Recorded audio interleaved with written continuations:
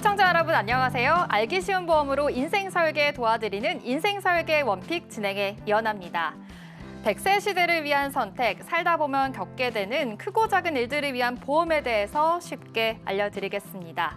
오늘 인생 설계 원픽과 함께 하시면서 하루하루 생활을 설계하는 방법 함께 찾아가 보시길 바라겠습니다. 인생 설계 원픽 생방송은 유튜브 서울경제TV 검색 후 아래 나오는 방법을 통해서 실시간 스트리밍 방송으로 함께 하실 수 있습니다. 인생 설계 원픽에서 제공하는 정보는 전문가들의 조언일 뿐 해당 보험에 대한 가치나 수익률을 보장하지 않는다는 점 참고 부탁드리겠습니다. 또한 서울경제TV, 서울경제신문은 당사의 브랜드입니다. 서울경제증권TV와 서울경제TV 손실복구팀과는 무관하며 기타 유사 명칭에 주의하시기를 바라겠습니다. 그럼 인생 설계 원픽 본격적으로 시작하겠습니다. 네, 오늘도 세 분의 전문가와 함께 이야기 나눠보겠습니다. 어서 오십시오. 안녕하세요. 안녕하세요. 네, 그럼 한 분씩 시청자분들께 인사 부탁드리겠습니다. 먼저 김지원 전문가입니다. 보험이 필요할 때, 보험이 궁금할 때 항상 함께하겠습니다. 안녕하십니까? 김지원 전문가입니다. 네, 이어서 이민훈 전문가입니다. 네, 안녕하세요. 신뢰로 시작해 책임으로 완성하는 보험 이민훈 전문가입니다. 네, 이어서 남윤승 전문가입니다. 안녕하세요. 남윤승 전문가입니다. 오늘 이 시간 필요한 보장은 확실하게, 불필요한 보험은 똑똑하게 줄이는 실전 꿀팁 알려드리겠습니다. 네, 좋습니다. 실전 꿀팁까지 알려주신다고 하니까요. 더욱더 주목해보시면 좋을 것 같습니다. 그럼 이어서 첫 번째 주제 공개하도록 하겠습니다. 화면으로 만나보겠습니다.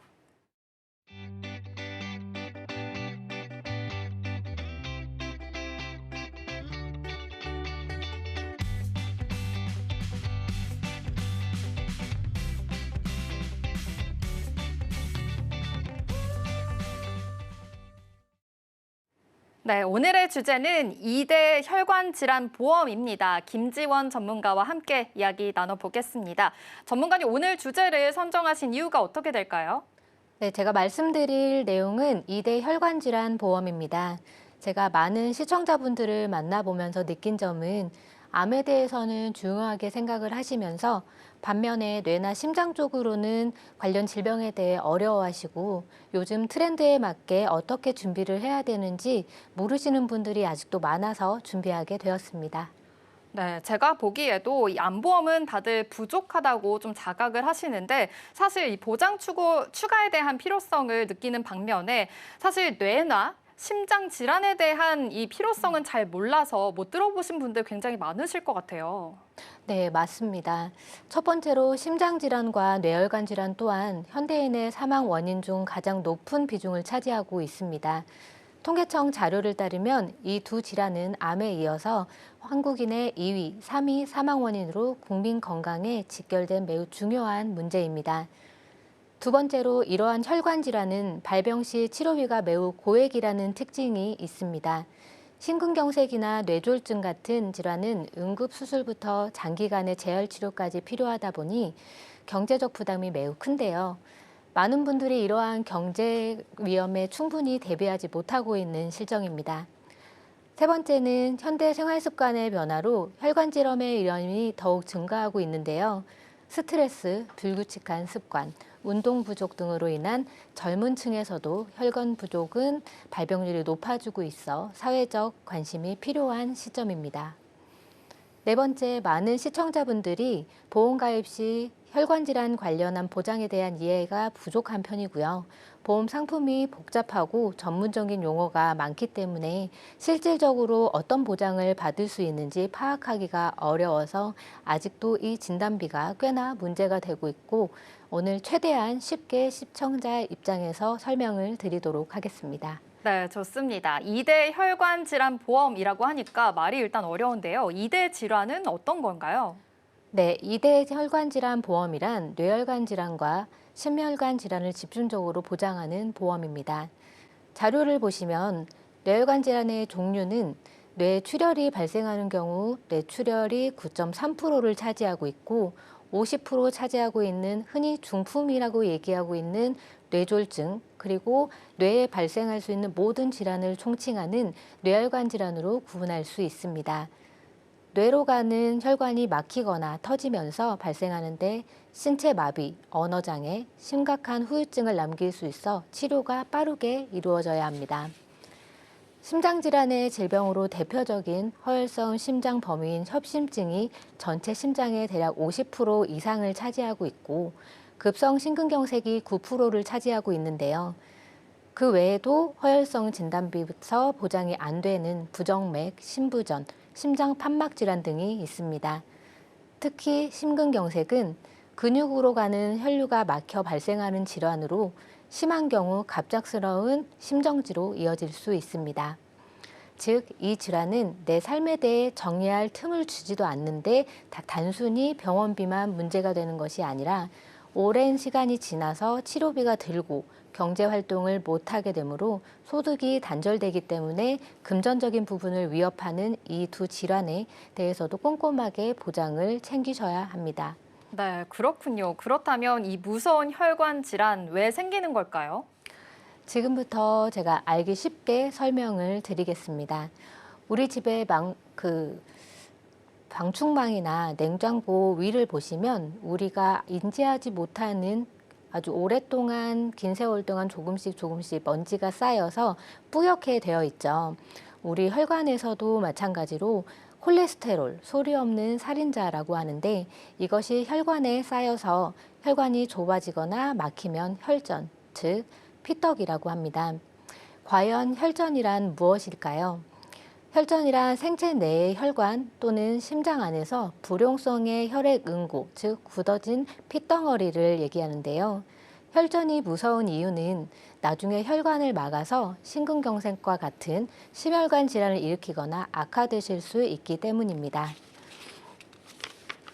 이 혈전이 혈관을 막아서 사실 우리 몸의 혈관 어디에든 생길 수 있고 혈관이 좁아짐에 따라 다양한 질환으로 나타나는데요.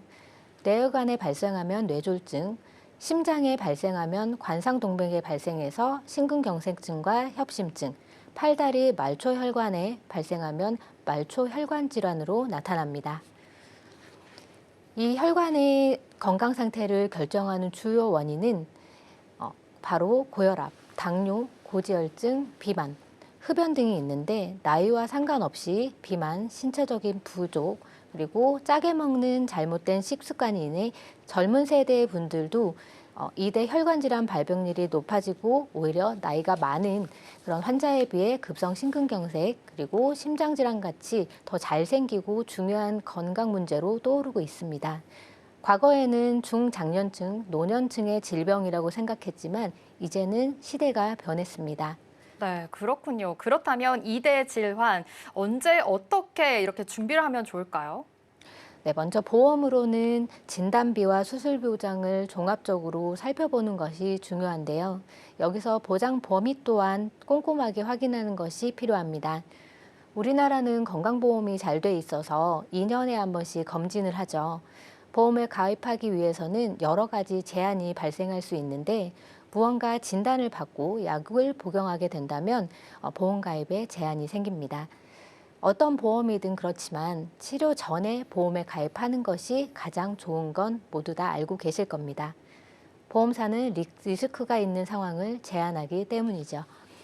그런데 이때 건강검진을 받고 나도 모르게 고혈압, 당뇨, 고지혈증을 약 30일 처방받아서 젊으신 분들도 건강하신 분들도 아픈 사람들이 가입해야 하는 유병자로 가입해야 하는 부분들이 있어서 참 안타까울 때도 있는데요.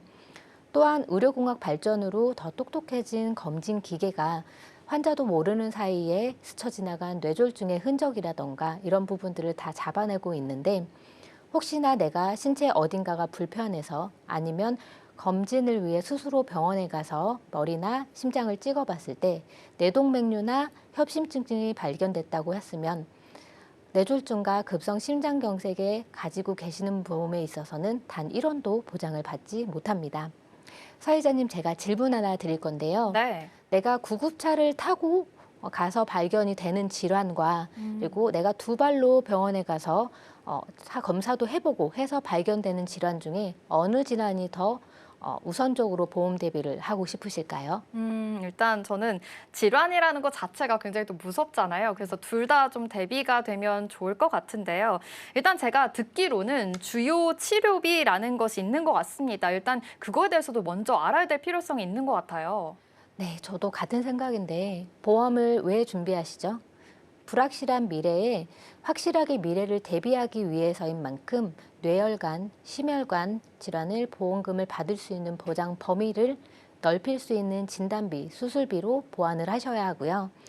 말씀해 주셨다시피 요즘에는 심뇌혈관 2대 주요 치료비라고 해서 보험사에 따라 연간 총 1회에서 3회 그리고 최대 10년 또는 보험 만기 시까지 진단비 못지않은 보장을 해주고 있습니다.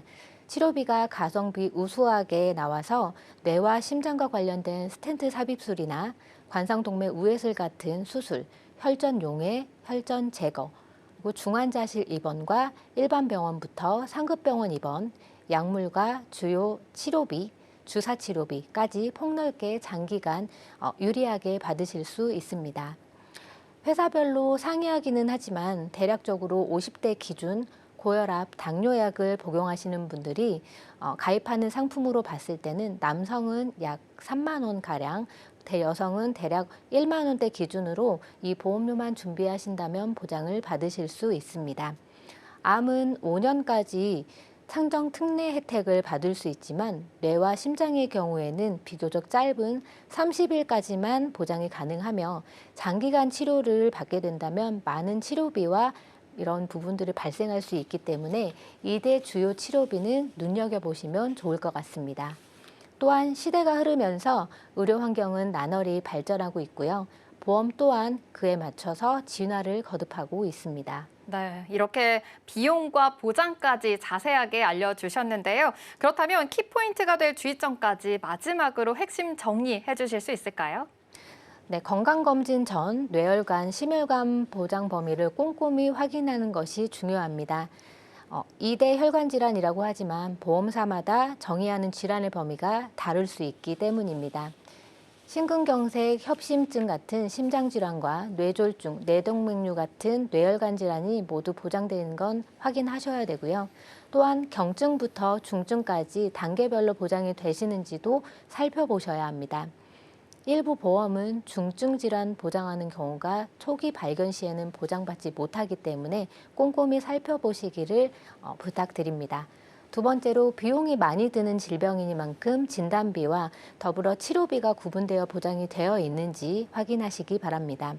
혈관 질환은 진단만으로는 끝나지 않고 수술이 필요하거나 또 치료가 많이 필요한 경우인데요. 진단비와 별도로 수술비가 보장이 되는지, 재발했을 때도 보장받으실 수 있는지 지속적인 관리에 대한 보장도 확인해 보셨으면 좋겠습니다. 세 번째, 가족력 또는 고혈압이 있다고 하시면 저 같은 경우는 미리미리 대비하셔서 준비를 해놓고 이렇게 보장받는 것을 추천드리도록 하겠습니다.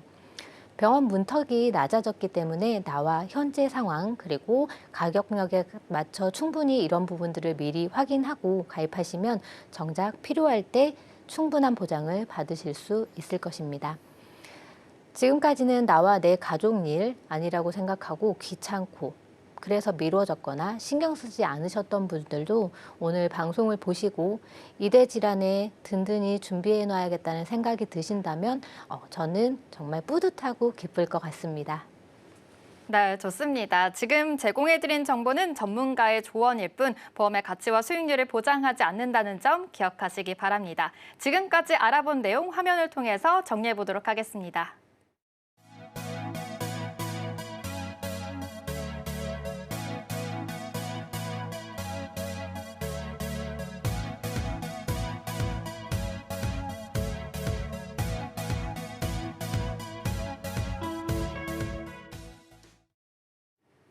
네, 그럼 이어서 두 번째 주제 만나보도록 하겠습니다. 화면으로 함께 하시죠.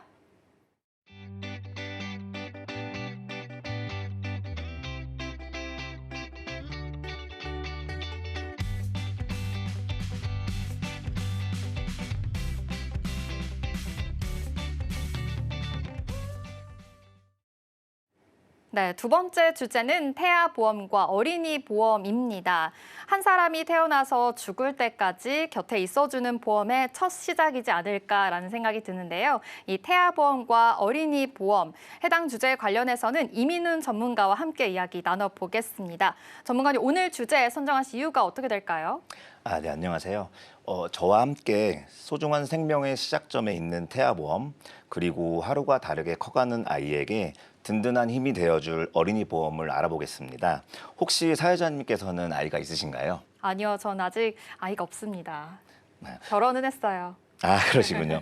저도 아직 아이는 없지만 사랑하는 조카들의 성장 과정을 애틋하게 지켜봐 왔고, 주변에 아이가 있는 지인이나 친척분들을 보면요, 늘 아이의 건강과 미래가 큰 관심사더라고요. 더불어 최근의 가족 구성원 형태를 보면 하나만 낳아 잘 키우자는 분들이 많아지는 추세다 보니 아이가 많던 예전에 비해 한 명의 집중의 다방면으로 서포트를 해주시고자 하는 부모님들이 많습니다. 네, 맞습니다. 그렇다면 주제 선정의 이유가 바로 거기에 있군요. 네, 맞습니다. 다방면으로 서포트를 해주시는 마음이 크다 보니 적지 않은 보험료에도 불구하고 여러 걱정에 대비해 조금이나마 도움이 되고자 많은 분들이 들어놓는 보험이 바로 어린이 보험입니다. 네, 그렇다면 정리를 해보자면 이 합리적인 비용으로 구성이 가능한 부분이기 때문에 좀 다시 한번 확인을 해보면 좋을 것 같습니다. 그렇다면 이 태아보험과 어린이 보험은 어떤 점이 다른 걸까요? 네, 태아보험은 어린이 보험에 비해 어린이 보험에 태아일 때 받을 수 있는 특약을 추가한 보험입니다. 개념이 살짝 헷갈릴 수 있는데요. 보험이 보장해주는 기간에 따라서 태아보험과 어린이 보험으로 구분하신다면 조금 쉬울 것 같습니다. 태아보험은 선천적 이상, 저체중아 인큐베이터, 장애 출산 등 태아 발달 단계에서 발생한 출생 위험의 질환에 대해 출생 직후에 보장을 받을 수 있는 보험이고, 어린이 보험은 영유아 시기부터 성인까지 동일한 보장을 받을 수 있는 보험입니다. 네, 헷갈렸었는데 이 보장 기간에 따라서 좀 나뉜다고 하니까 이해가 쉬운 것 같습니다. 그렇다면 주변에 다치거나 아픈 친구들을 보면 이 어린이 보험에 대한 필요성이 더욱더 좀 주목이 되는 것 같은데요. 이 태아 보험도 꼭 필요한 문제일까요? 네. 아이를 가지게 되면 뱃속에서 잘 자라고 있는지, 또 태동이 느껴지지 않을 때 걱정스러운 마음에 병원에 가봐야 하나 여러 번 고민하게 되는 게 부모의 마음인데요. 매번 병원에 가서 확인하기도 어렵습니다. 네, 아직 저도 임신을 해보진 않았지만 사실 좀 걱정되는 마음이 클 것 같습니다. 아무래도 배가 불러가는 것 이외에도 이런 병원에서 보는 초음파 사진이라든지 소견만으로 잘 크고 있다라고만 생각을 해야 되니까 이런 부분이 조금 저 또한 좀 조마조마할 것 같다라는 생각이 드네요. 네, 맞습니다. 그만큼 생명을 품고 있는 것은 힘들지만 부모에게 있어 소중한 시간이기도 합니다. 해당 자료에서 보시면 10년 만에 신생아 수가 절반 가까이 떨어진 것을 볼 수 있는데요. 이미 많은 분들이 체감하고 계시죠. 미디어에서도 연일 출생률 감소가 국가적, 경제적 위기라고 하고 있으니까요. 선천성 기형과 더불어 37주 미만의 미숙아 출생률은 어떻나요? 안타깝게도 증가 추세에 있습니다. 전문가들은 늦어지는 결혼과 출산, 난임 시술의 영향을 받아 선천성 기형아 출산율과 미숙아 출산율이 늘었다고 보고 있습니다. 의료기술이 좋아짐에 따라 완치나 생존율은 높아지고 있지만 우리 아이를 건강하게 성장시키는 데 있어 국가적 지원만으로는 부족할 수밖에 없는데요. 예측이 가능한 위험은 사전에 대비하시라고 조언해드리고 있습니다. 네, 그래프를 보니까 제가 생각한 것보다 선천성 기형아 그리고 미숙아 출산이 좀 많은 것 같습니다. 그렇다면 태아 보험은 임신 기간 중에 아무 때나 가입할 수 있는 걸까요? 보통 1차 기형아 검사를 12주에 하게 되는데 이때 이상 소견이 나오면 보험 가입이 제한될 수 있어서 1차 기형아 감사를 하는 12주 전에 준비하라고 말씀드립니다. 그런 일이 생기면 안 되겠지만 만약 선천적인 질병이나 미숙아로 태어나는 경우 인큐베이터 등의 병력이 생기는데 이는 추후 어린이 보험 가입에도 제한이 있을 수가 있습니다. 그래서 여러 가지를 대비하기 위해 태아보험을 가입하시라고 말씀드리고 있습니다. 네, 12주 전 꼭 기억하겠습니다. 그렇다면 실제로 보장을 받은 사례가 있을까요? 네, 여러 분 계시는데요. 신생아 시기에 예상치 못한 질환으로 보험 혜택을 보신 어머니 한 분 이야기를 소개해 드릴게요. 초산이다 보니 걱정이 많으셨던 분이셨는데요. 출산하면 괜찮겠지 하셨는데 아이가 태어나자마자 문제가 생기셨어요. 초산이니까 더 걱정이 많으셨을 것 같은데 어떤 문제였을까요? 출산 후 병원에서 황달이 심하다고 하면서 신생아 집중 치료실로 옮겨졌습니다. 보통 신생아 황달은 자연적으로 좋아지는데요. 이 아이의 경우 혈중 빌리루빈 수치가 높아서 치료가 필요했습니다. 네, 피부가 노랗게 되는 것이 이 황달이다라고 알고 있는데 신생아 집중실에서 좀 치료를 받아야 할 정도라고 하니까 황달이 좀 더 심하고 지속이 되면 또 위험하잖아요, 그렇죠? 네, 맞습니다. 생후 기간에 따라 위험 정도의 차이는 있는데 모두 위험합니다. 생후 24시간 이내에 생기는 황달은 적혈구가 파괴되어 생기는 증상으로 뇌 손상, 발달 지연, 뇌성 마비, 발작 및 사망까지 이룰 수 있을 정도로 심각하고요. 생후 2주 후 나타나는 황달 역시 2주 이상 지속될 경우 신경 손상의 위험성이 있고 오랫동안 지속될 경우 청력 장애를 유발하고 간 질환까지도 생길 수 있습니다. 이 아이의 경우 아기 피부에 푸른 빛의 특수 파장을 쬐어주는 포토테라피라는 광선 치료가 필요했는데요. 당시 어머니께서는 아이가 뱃속에서 잘 크는 줄 알았는데 내가 뭘 잘못 먹은 건 아닌가 하고 모든 게 내 잘못 같다며 눈물이 왈칵 쏟아지셨다고 하셨습니다. 하지만 다행히 미리 가입해둔 태아보험 덕분에 신생아 입원비와 치료비가 모두 보장되어서 병원비 부담 없이 치료받으실 수 있었다고 감사 인사를 받은 적이 있습니다. 정말 출산 직후에 바로 치료라고 하니까 더 마음이 무거우셨을 것 같은데 정말 걱정도 많으셨겠네요. 그렇죠. 더군다나 첫 아이니 더더욱 당황할 수밖에 없었을 거예요. 다행히 미리 들어둔 보험 덕분에 병원비 걱정 없이 집중 치료를 받을 수 있었고 보험 가입 후 사후 관리도 중요한 만큼 청구를 도와드렸던 기억이 납니다. 이 아이는 아주 건강하게 잘 크고 있고요. 소개해드린 사례처럼 신생아 황달이나 저체중아로 인해 인큐베이터 입원이 필요한 경우가 많은데요.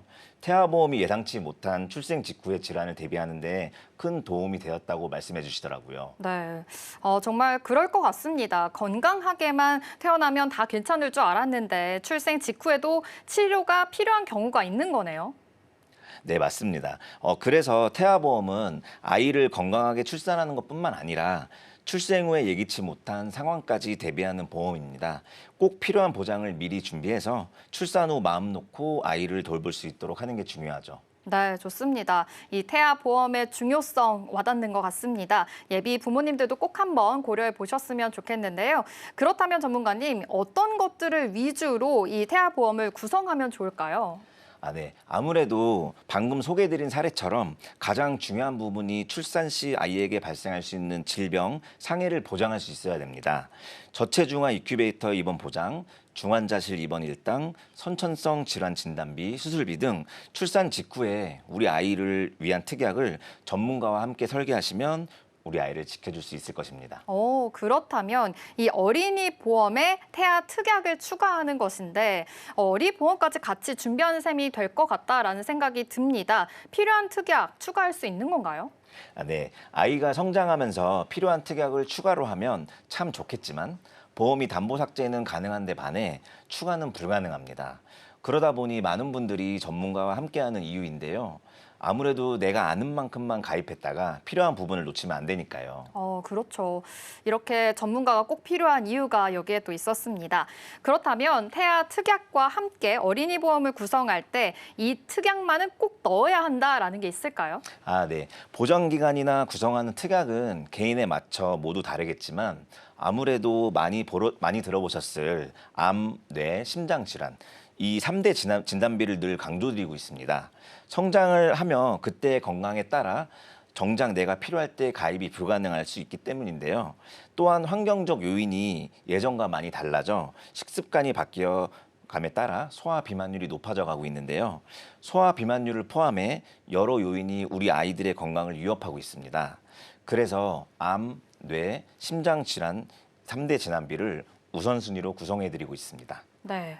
암은 성인에게만 걸린다고 생각을 했는데 정말 생각해 보니까 소아암 환우도 있다고 하니까 좀 중요한 문제인 것 같습니다. 거기에 이 최근에 식습관 관련해서도 진단비가 필수로 또 들어간다고 하니까 이점까지 생각해 보시면 좋을 것 같습니다. 성인의 경우에는요, 보험 가입을 할 때 면책 기간이라고 해서 90일 이내 진단 시에 보장이 된다, 보장이 제외된다라는 이야기가 있는데 어린이도 동일한 경우일까요? 아니요. 15세 이후부터는 90일이 면책 기간과 감액 기간이 있어서 가입 후 바로 보장을 받을 수 없지만 어린이 보험의 경우 면책 기간이나 감액 기간 없이 바로 보장을 받으실 수 있습니다. 네, 어린이 보험 같은 경우에는 바로 보장을 받을 수 있다라는 내용 정리해 주셨습니다. 그렇다면 전문가님 주변에서는 3대 진단비 보장을 받으신 분이 계실까요? 아무 일이 없는 게 가장 좋은 일일 텐데 백혈병 진단을 받았던 아이가 제일 기억에 남습니다. 혈액암에 속하는 백혈병은 몸속 혈액세포에 암이 생겨서 증식하는 질환인데요. 성인암과 다르게 급성 백혈병은 아직까지 원인이 확실히 밝혀진 게 없습니다. 그러다 보니 예방법 자체도 없고 조기 검진도 어려운데 연령과 진단 당시의 백혈구 수에 따라 표준 위험군, 고위험군, 최고 위험군으로 나눠서 치료하고 있습니다. 네, 아이가 백혈병이라고 하니 좀 말만 들어도 마음이 좀 아픕니다. 저 역시 마음이 너무 아팠는데요. 네. 제 가족이라고 생각하면 정말 하늘이 무너지는 기분이 들더라고요.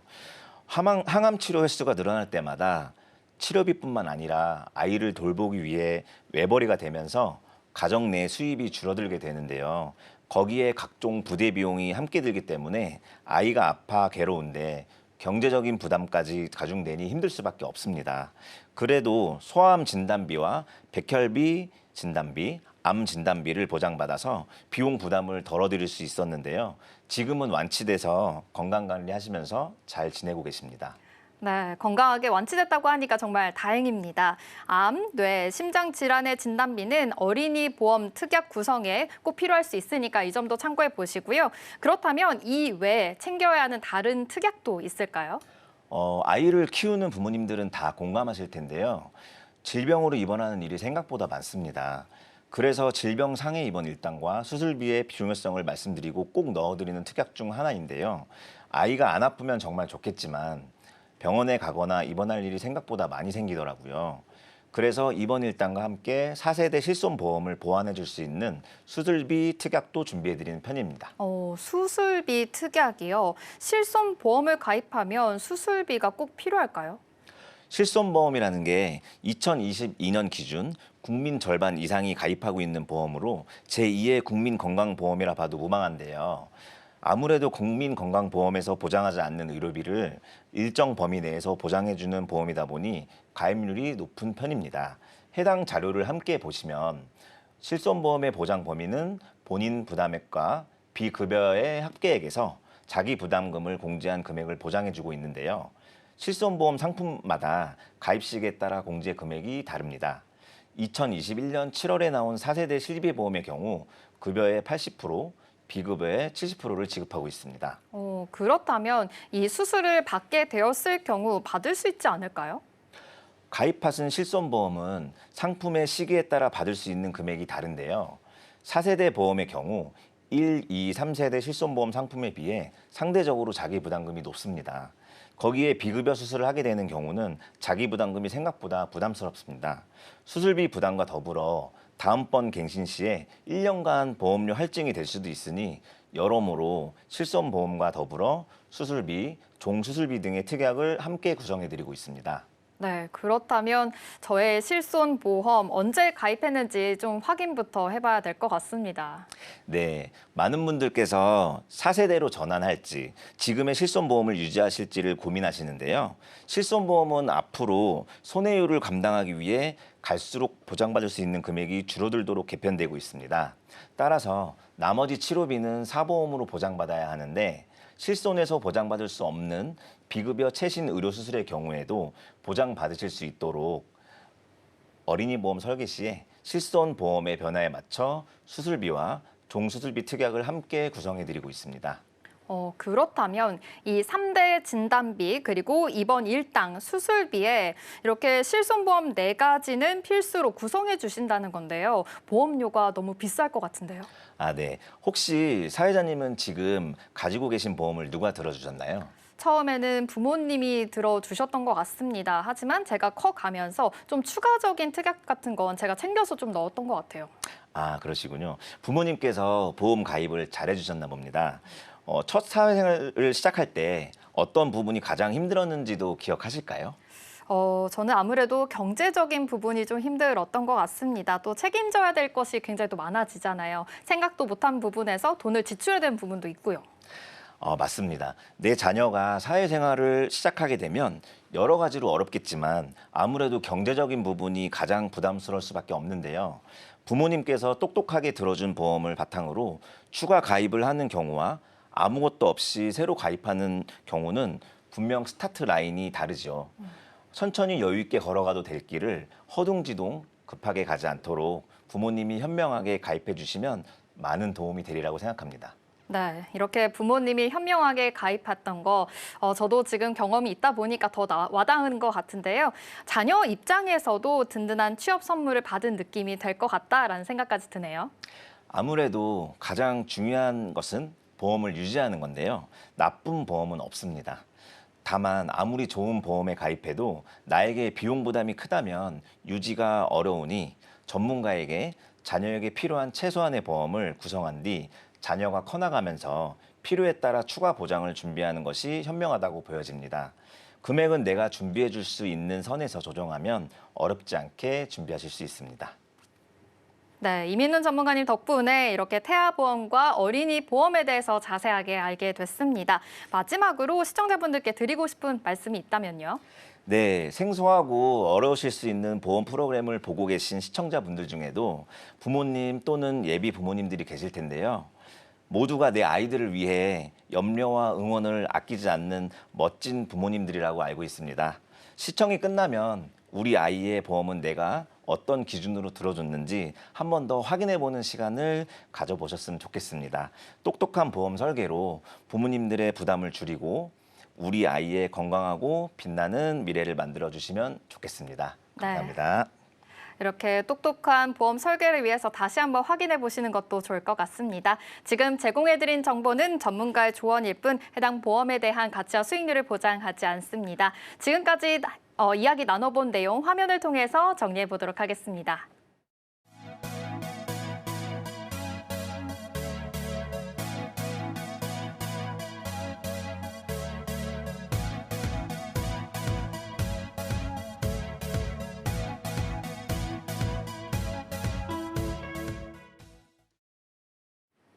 네, 마지막으로 3번째 주제 만나보도록 하겠습니다. 화면으로 함께 만나보겠습니다.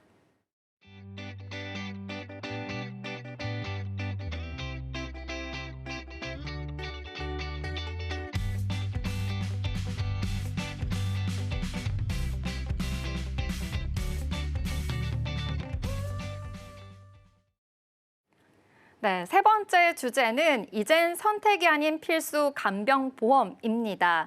간병보험 가입하시면서 어떻게 가입해야 되는지 자세히 모르시는 분들 많으실 것 같은데요. 관련해서 남윤승 전문가와 함께 이야기 나눠보겠습니다.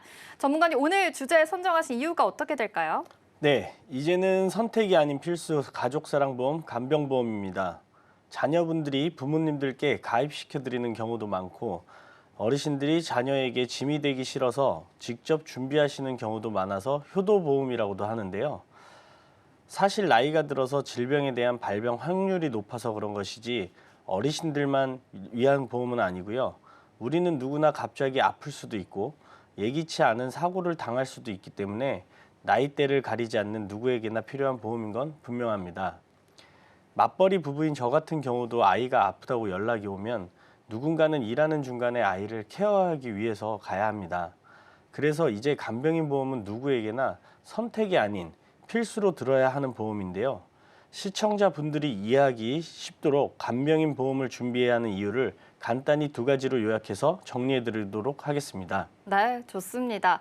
실손보험 그리고 암보험은 많은 분들이 이미 가입을 하셨을 것 같은데요. 아직 저도 간병인 보험은 가입하지 않았습니다. 간병인 보험 왜 필요한 걸까요? 네, 첫 번째로 변화하는 인구 구조, 사회 구조입니다. 65세 이상 노인 인구는 지속적으로 증가하고 있습니다. 앞서 보이시는 표처럼 대한민국은 이미 고령사회에 진입했고 곧 2026년에는 초고령사회에 진입할 것으로 예상하고 있습니다. 이처럼 노인 인구는 늘어나고 치료 기술은 나날이 증가하니 결국 생존율이 올라가는 결과를 낳을 수밖에 없습니다. 생존율이 올라간다, 오래 살 수 있다라는 의미를 의미하지만 마냥 건강하게만 늙을 수는 없는 게 현실이죠. 또 지금은 가족들이 한 지역에 사는 경우도 많이 드물죠. 부모님은 지방에 계시는데 자녀들은 취직해서 수도권으로 올라가 있는 상황이거나 지역을 이전하는 경우도 굉장히 많아서 이런 상황 속에서 가족 간병이 참 어렵다 보니 간병인에 대한 수요는 보시는 바와 같이 올라갈 수밖에 없는 게 현실입니다. 그리고 예전에는 워낙 대가족화이기도 했고 형제 자매가 돌아가면서 간병을 했고 어머니들은 집에서 살림만을 돌보시는 게 대부분이어서 조금 더 가능하지 않았나 싶습니다. 하지만 요즘은 나를 포함하여 형제가 3명 정도면 많은 편이고 맞벌이 부부 형태로 각자의 직장이 있기 때문에 간병을 하기 어려운 조건이라고 할 수 있을 것 같습니다. 50대에서 70세대는 형제 자매가 많아 간병과 간병 비용 분담이 가능했으나 30, 40세대들은 상대적 외동 비율이 많고 부모와 같이 사는 경우를 찾아보기가 어렵습니다. 주로 지방에 부모님이 계시며 자녀들은 서울로 취직하며 1인 가정으로 살아가는 경우도 굉장히 많이 있습니다. 거기에 혹시 영케어러라고 들어보셨나요? 영케어러란 부모의 도움을 받아야 할 나이에 아픈 가족을 부양해야만 하는 만 13세에서 만 35세까지 포괄하는 청년을 말하는 신조어이고 고령화와 저출산 그리고 이혼 가정이 늘어나면서 조부모나 부모를 홀로 부양하는 청년들이 늘어나고 있다고 합니다. 만약 한참 취업을 준비하거나 한참 일을 해야 할 시기에 부모의 간병을 할 수밖에 없는 상황이 닥친다면 어떻게 해야 할까요? 학업 중인 학생이라면 학업을 중단해야 할 것이고 직장인이라면 휴직기를 내던지 또는 퇴직을 해야 하는 상황에 놓이게 될 것입니다. 언제 끝날지 모르는 상황에 하루하루 지치겠지만 내 부모님의 안위를 위해 하는 일이기 때문에 저 역시도 하던 일 다 내려놓고 간병에 매진할 것입니다. 그렇게 된다면 한참 앞으로 나아가야 할 중요한 시기에 발목을 붙잡는 것은 아닐까요? 대부분은 아픈 가족을 돌보는 것에서 고난이 끝나지 않습니다. 부양, 부담, 생활고 등으로 학업은 물론 꿈마저 포기하는 상황으로 이어지고는 합니다.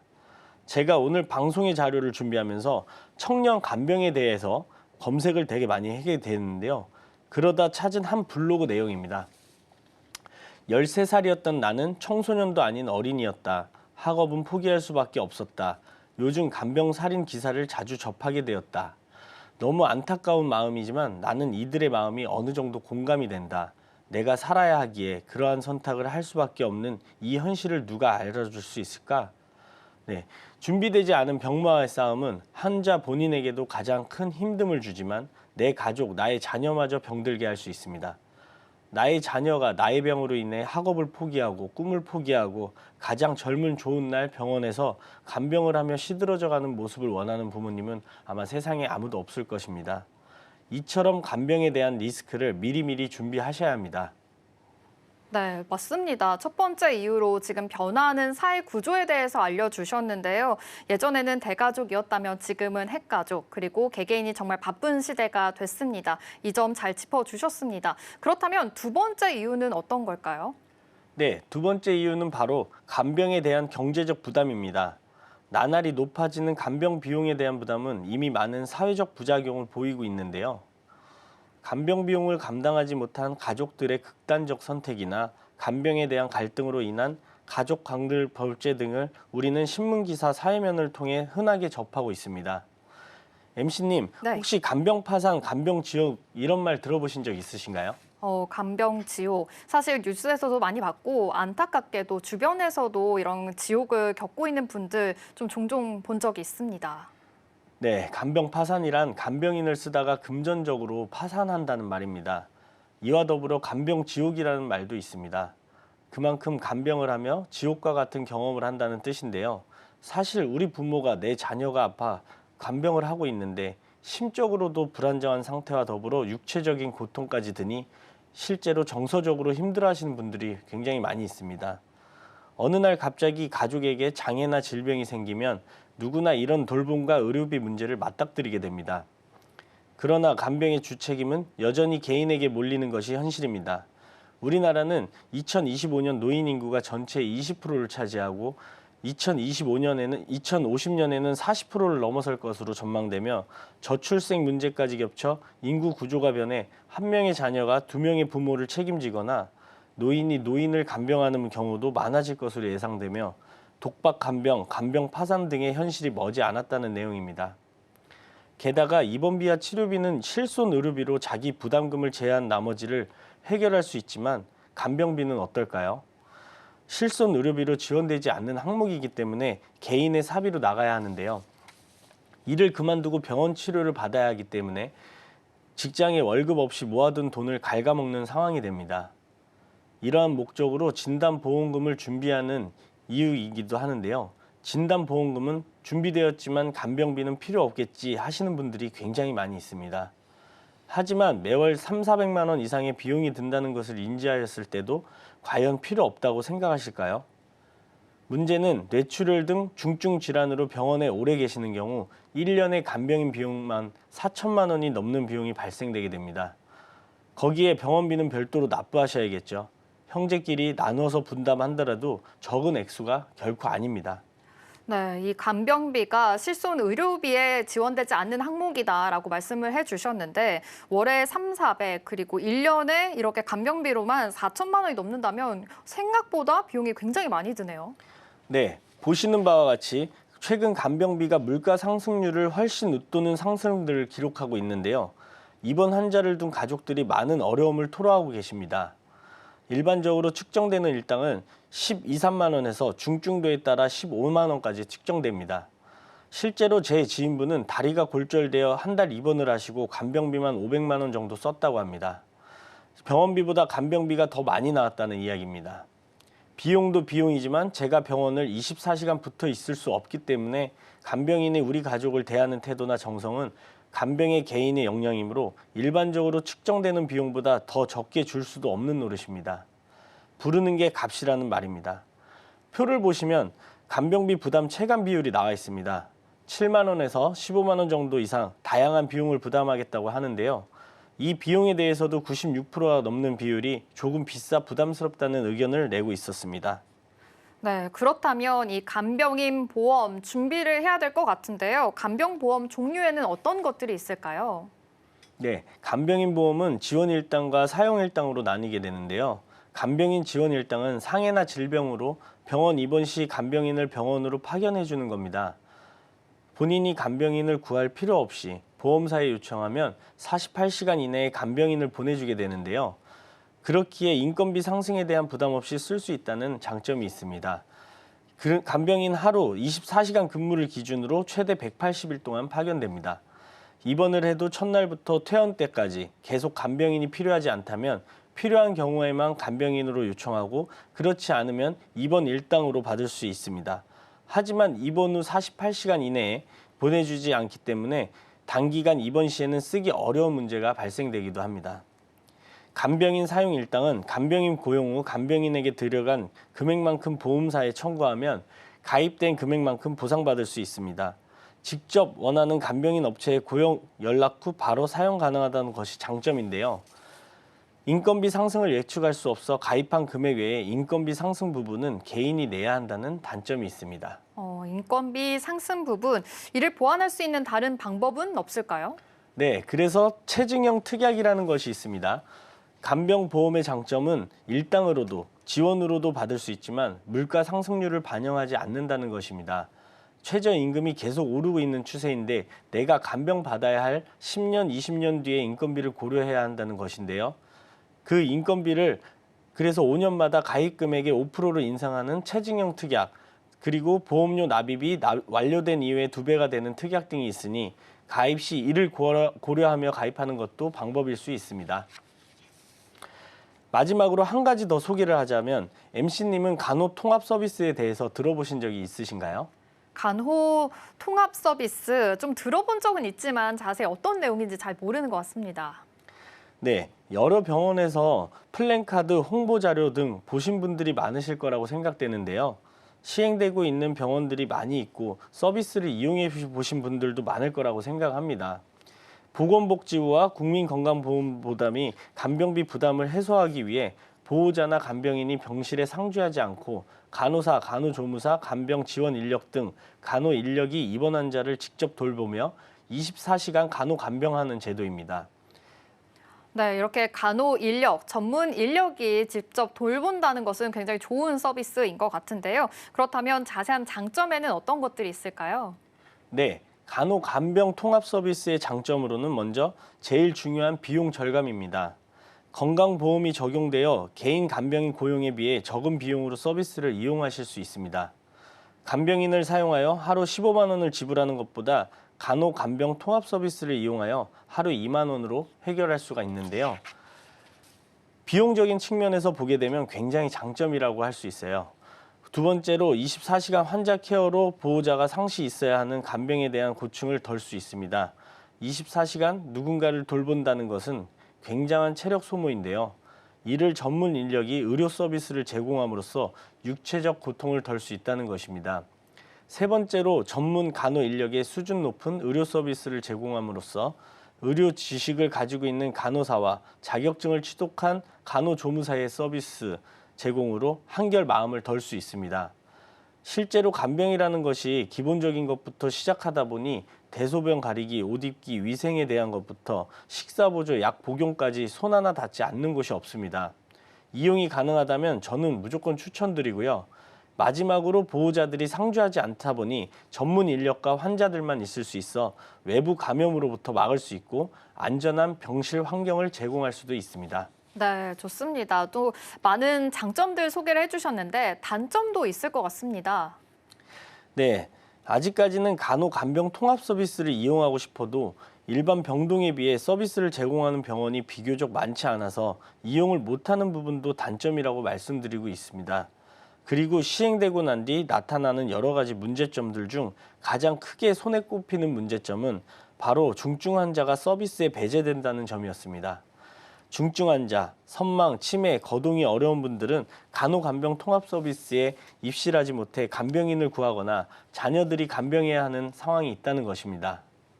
결국 가장 큰 간병을 요하는 상황, 즉 중증 환자에 대한 간병을 늘려야 하며 국민들의 간병 문제를 해결할 수 있을 것 같은데요. 이런 점들을 고려하여 보건복지부에서 일부 병동에 의료기관 전체 단위로 서비스를 제공하며 올 7월부터는 중증 환자 전담 병실을 운영한다고 합니다. 재활의료기관도 일반 병동과 동일하게 입원료 체감제를 실시한다는 소식이 있습니다. 개선되는 점들을 보아 간호 간병 통합 서비스를 적극 이용하는 것도 좋은 방법이라고 생각합니다. 서비스를 운영 중인 의료기관에 한해 시행되겠지만 점차 서비스들이 확대되었으면 하는 바람입니다. 네, 간호 간병 통합 서비스까지 잘 알아봤습니다. 해당 정보는 투자 판단을 위한 조언일 뿐 보험에 대한 가치와 수익률을 보장하지 않습니다. 지금까지 알아본 내용 화면을 통해 만나보겠습니다.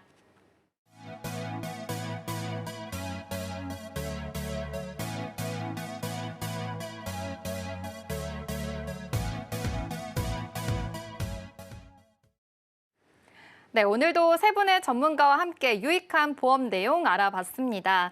인생 설계 원픽에서 제공하는 정보는 전문가들의 조언일 뿐 보험의 가치와 수익률을 보장하지 않는다는 점 꼭 참고해 주시기 바랍니다. 오늘 방송은 서울경제TV 홈페이지와 서울경제TV 유튜브 채널을 통해서 다시 보실 수가 있습니다. 인생 설계 원픽, 저희가 준비한 내용은 여기까지입니다. 시청해 주신 여러분 고맙습니다.